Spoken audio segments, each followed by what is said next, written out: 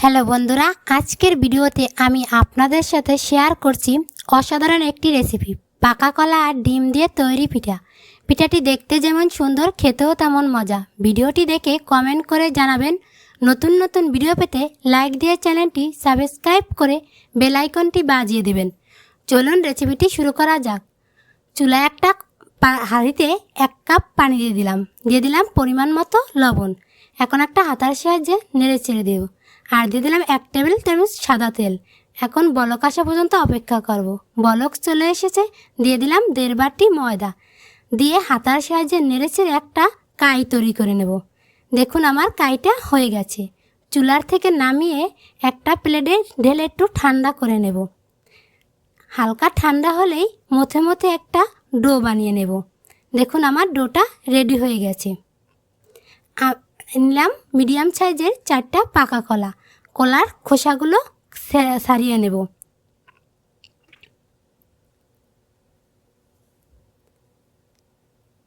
দেখুন আমার কলার খোসা ছাড়ানো হয়ে গেছে। এখন একটা কাঁটা চামচের সাহায্যে আমি কলাগুলো ম্যাশ করে নেব। আমার সবগুলো কলা ম্যাশ করা হয়ে গেছে। একটা বাটিতে 3টি ডিম ভেঙে নিলাম।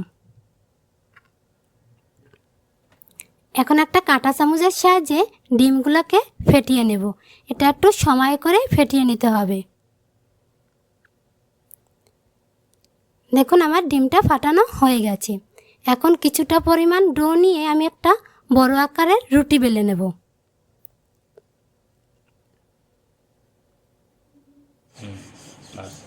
আমার রুটিটা বেলা হয়ে গেছে।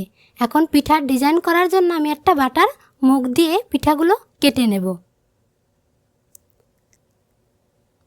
আমি সবগুলো রুটি একইভাবে কেটে নিলাম। এখন রুটির উপরে অল্প অল্প কলা দিয়ে আমি পিঠাগুলো বানিয়ে নেব।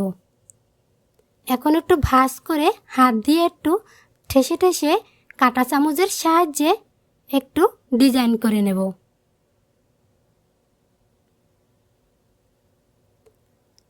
দেখুন আমার একটা পিঠা ডিজাইন করা হয়ে গেছে। এখন ফেটিয়ে রাখা ডিমের ভিতর চুবিয়ে আমি ব্রেড ক্রামের ভিতর গড়িয়ে পিঠাগুলো কোট করে নেব।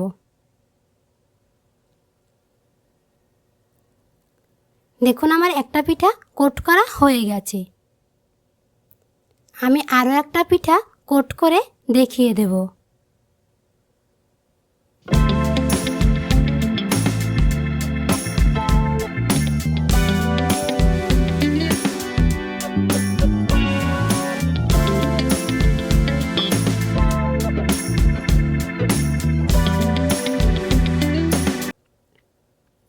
আমি একই রকমভাবে সবগুলো পিঠা বানিয়ে নিলাম।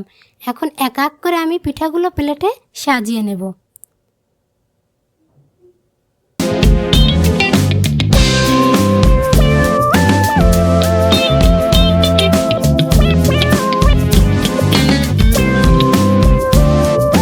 চুলায় একটা কড়াইতে পর্যাপ্ত পরিমাণে তেল দিয়ে তেলগুলো গরম করে নেব পিঠাগুলো ভাজার জন্য। এখন তেলের ভিতরে আমি এক এক করে পিঠাগুলো দিয়ে পিঠাগুলো 2 থেকে 3 মিনিট ভেজে নেব। এখন একটা হাতার সাহায্যে নেড়ে চেড়ে দেব। পিঠাটা ভাজা হয়ে গেছে। এখন তেল থেকে উঠিয়ে নেব। আমি একই রকমভাবে সবগুলো পিঠা ভেজে নেব।